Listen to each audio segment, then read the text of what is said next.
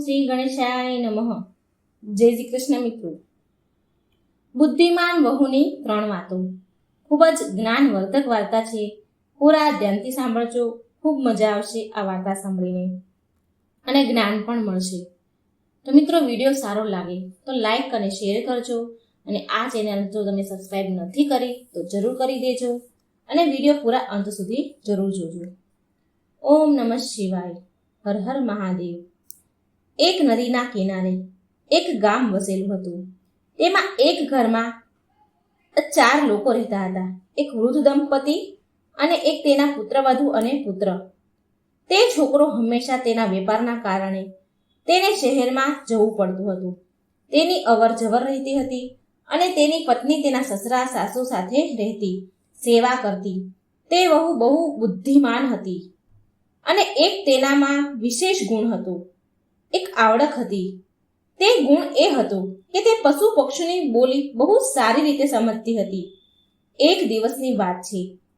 તેનો પતિ વ્યાપાર કરવા માટે શહેર ગયો હતો અને ત્યારે બન્યું એવું કે અડધી રાત થઈ ત્યારે શિયાળો જે હોય એ ચીસો પાડવાનો એનો અવાજ આવ્યો. બહુ બધા શિયાળો ચીસો પાડતા હતા. આ વહુએ એ અવાજ સાંભળ્યો. વહુ તો પશુ પક્ષીની ભાષા જાણતી હતી એટલે તે ખાલી બેડું લઈને ઘરની બહાર અડધી રાતમાં નીકળી અને બહુ બધી વાર પછી તે પાછી ઘરે આવી. તેના વૃદ્ધ સસરા આ બધું જોઈ રહ્યા હતા. તેના સસરાને થયું કે આ અડધી રાતે અને કોને મળવા જતી હશે? ક્યારની ક્યાં ગઈ હતી? કેટલી બધી વારે પાછી વળી છે? નક્કી આ કોઈને મળવા જ ગઈ હશે. આ ચરિત્રહીન છે કે મારા છોકરાની ગેરહાજરીમાં અડધી રાત્રે ઘરની બહાર કેમ ગઈ? શું કરવાને ગઈ હશે? જો ગામના લોકોને ખબર પડશે કે આ અડધી રાતે ઘરની બહાર જાય છે તો મારા ઘરના લોકોની વાતો થશે, મારા કુળને કલંક લાગશે. માટે હવે આને ઘરમાં ન રાખવી જોઈએ. જો તે રોજ આવું કરશે માટે એને હું મારી પત્ની સાથે ચર્ચા કરી અને આનું કંઈક કરું. મારી પત્ની સાથે ચર્ચા વિચારણા કરું. ને સવાર પડી એટલે તેને બળદગાડું તૈયાર કર્યું અને તૈયાર થઈને ગાડામાં બેસવાનું કહ્યું વહુને. તે વહુને ખબર પડી ગઈ કે આ નક્કી મને મારા પિયર મૂકવા જાય છે, કારણ કે જ્યારે તે અડધી રાત્રે ઘરે આવી હતી ત્યારે તેના સસરાએ તેને જોઈ હતી. તેને તેના પર શક થતો હતો, પણ વહુ બહુ સંસ્કારી અને સમજદાર હતી માટે તે તેના સંસ્કારને લઈને તે કંઈ બોલીને તેના સસરાને કંઈ બોલતી નથી. તેની સાથે કોઈ જીભા જોડી કરતી નથી. ચૂપચાપ ગાડામાં બેસવાનું કહ્યું તો ગાડામાં બેસી ગઈ. રસ્તામાં ચાલતા ચાલતા વચ્ચે નદી આવી ને ઓળંગવાની હતી માટે તેના સસરાએ વહુને કહ્યું, તમે નીચે ઉતરશો અને ચપ્પલ કાઢીને નદી પાર કરી લો. હું પાછળ ગાડું લઈને આવું છું. તે વહુએ તેના સસરાની વાતને સાંભળી અને તે ચપ્પલ પહેરીને જ નદી ઓળંગી નદી પાર કરી. એના સસરાએ ચપ્પલ કાઢવાનું કહ્યું તો એને ચપ્પલ કાઢ્યા નહીં. એના સસરાની વાત એણે માની નહીં અને ચપ્પલ પહેરીને જ નદી પાર કરી. અને વહુનું આવું વર્તન તેના સસરાને સારું ન લાગ્યું અને તે વિચારતા રહ્યા કે તેનામાં કુલક્ષણ છે, પણ આ સાથે બદતમીઝ છે કે મારી વાત ન માની. ફરી પાછી વહુને ગાડામાં બેસાડી અને આગળ વધ્યા એટલે એક મગનું લીલું છમ ખેતર લહેરાતું હતું. તેના સસરાએ તે ખેતરને જોઈને ખૂબ તેના વખાણ કર્યા કે અરે વાહ, કોઈકનું ખેતરમાં કેટલા સરસ મગ ભર્યા છે, હર્યા ભર્યા મગ થયા છે. એવું લાગે છે કે આ ખેડૂતને તો ઘણો ફાયદો થશે, ખૂબ કમાશે. ખેતરમાં લચકાદાર મગ ઊભા છે. સસરાની આવી વાત સાંભળી અને વહુ બોલી, વાત તો તમારી બરાબર છે પિતાજી, આ ખેડૂતને ફાયદો તો થશે. આ મગને જંગલી જાનવરો જો ન ખાય તો. તેના સસરાને વહુની આ વાત પણ બહુ અટપટી લાગી. તેનો આવો જવાબ તેને ન ગમ્યો. પછી તે થોડે આગળ ચાલ્યા. ચાલતા એક ગામમાં પહોંચ્યા ત્યારે તે ગામના લોકો ખૂબ હસીને વાતો કરી રહ્યા હતા. પાદર પાસે બેઠા હતા, હસીને વાતો કરતા હતા. ત્યારે તેના સસરા બોલ્યા, ઓહો, અરે આ ગામ કેટલું સુંદર છે, અહીંના લોકો કેટલા સારા અને ખુશ દેખાય છે. ત્યારે સસરાની વાત સાંભળી તર્ક કરતી વહુ બોલી, સુંદર તો છે, ગામ જો આગળ ઉજળે નહીં તો. વહુની વાત સાંભળીને તેના સસરાના મનમાં બહુ ગુસ્સો આવ્યો. ગુસ્સે થઈ રહ્યા હતા. હરેક વાતમાં આ વહુ કંઈક આડું બોલતી હતી એટલે એમને ગમતું ન હતું. થોડા આગળ વધ્યા એટલે તેને એક અઠ્ઠો પઠ્ઠો પંજાદાર નવજુવાન માણસ મળ્યો.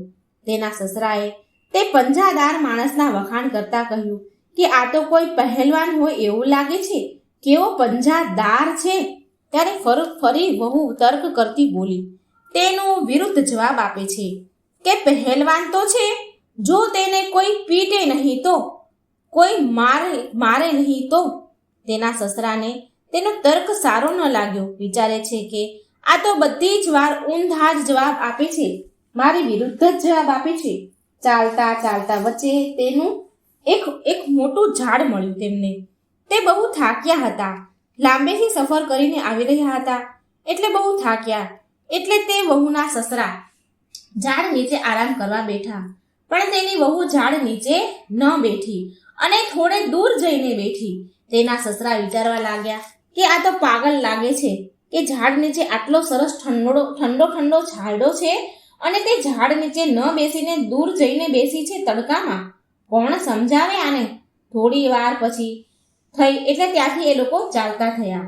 ચાલતા ચાલતા રસ્તામાં વહુના મામાનું ઘર આવ્યું અને તેમના મામાને ઘરે ગયા અને આ સસરાને વહુને ત્યાં જમાડ્યા એના મામાએ અને થોડી વાર બેઠા. પછી તેના સસરા તેનું ગાડું હતું તેમાં જ થોડી વાર આરામ કરવા ત્યાં સૂઈ ગયા. બસ તે ત્યાં સૂઈ ગયા, પણ એમ કે જાગતા સૂતા હતા, એકદમ ઘાટી ઊંઘવા ન હતા.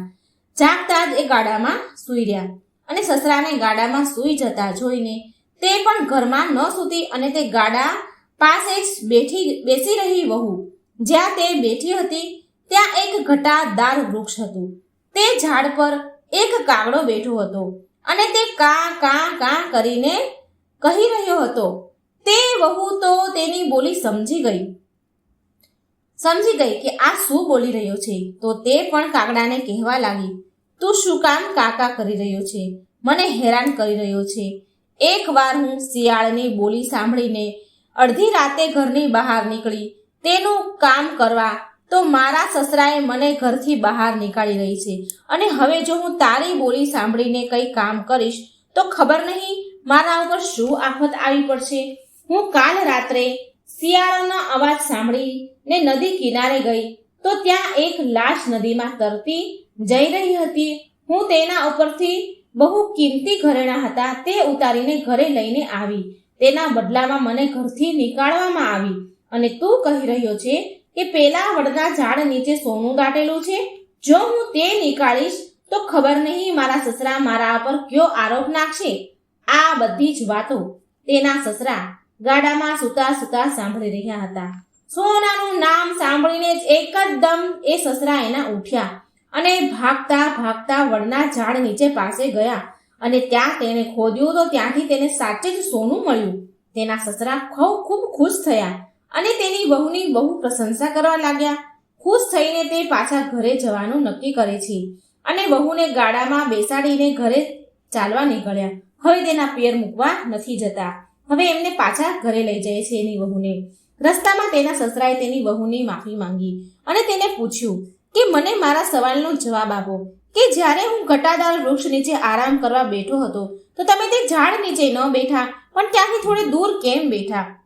એની વહુ બોલી કે એની વહુએ જવાબ આપ્યો કે ઝાડ નીચે હું એટલે ન બેઠી કે વૃક્ષ નીચે થડમાં સાપના રાફડા હોય છે અને જીવજંતુઓ પણ રહી શકે છે, માટે વૃક્ષ નીચે ન બેસવું એમાં જ સમજદારી છે. આવો જવાબ સાંભળી તેના સસરા ખુશ થયા. અરે, આને તો મૂર્ખ સમજતો હતો હું, પણ આ તો બુદ્ધિશાળી છે, બુદ્ધિમાન છે.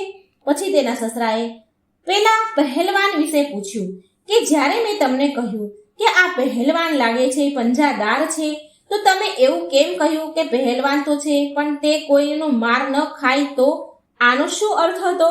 વહુએ જવાબ આપ્યો કે પિતાજી, ખાલી જોવામાં લાગતું વ્યક્તિ પહેલવાન નથી હોતું. જ્યાં સુધી તે વ્યક્તિમાં સાહસ બુદ્ધિ ન હોય ત્યાં સુધી તે પહેલવાન ન કહેવાય. વાસ્તવિકમાં શૂરવીર તો તે જ કહેવાય છે જે પહેલા વાર કરે અને તેનો વાર ખાલી ન જાય.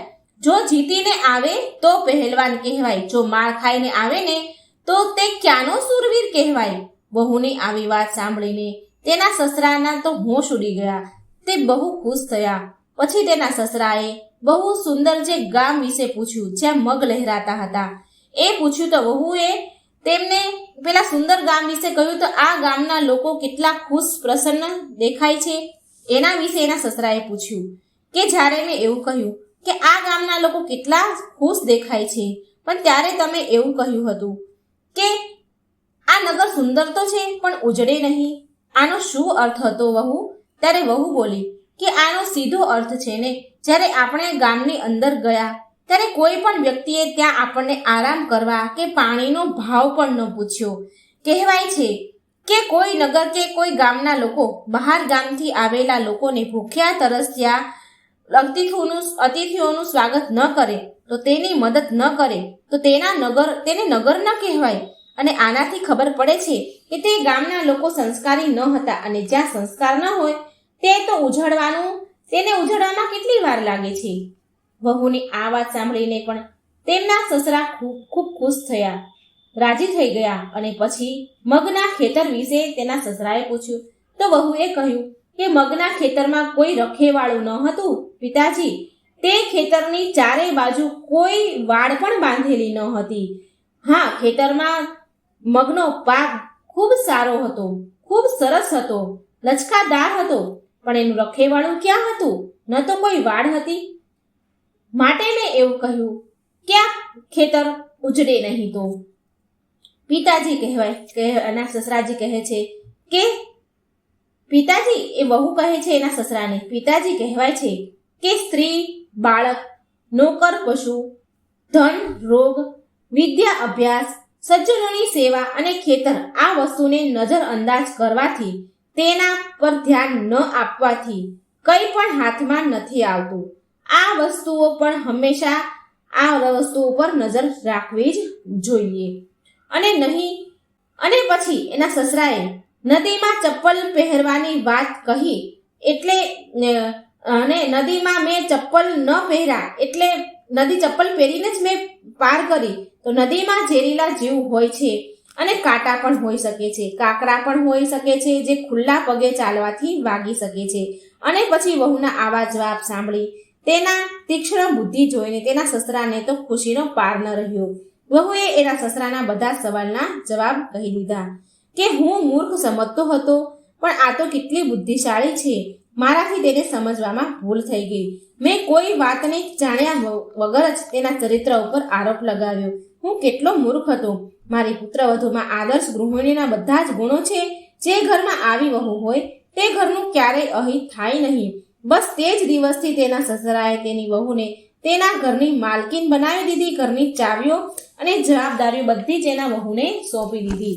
તો મિત્રો, આ હતી બુદ્ધિમાન વહુની 3 વાતો. જો મિત્રો વિડીયો સારો લાગે તો લાઈક શેર જરૂર કરજો, અને બોલવા ચાલવામાં ભૂલચૂક થઈ હોય તો એના માટે માફ કરજો. જય શ્રી કૃષ્ણ. રાધે રાધે. Thank you.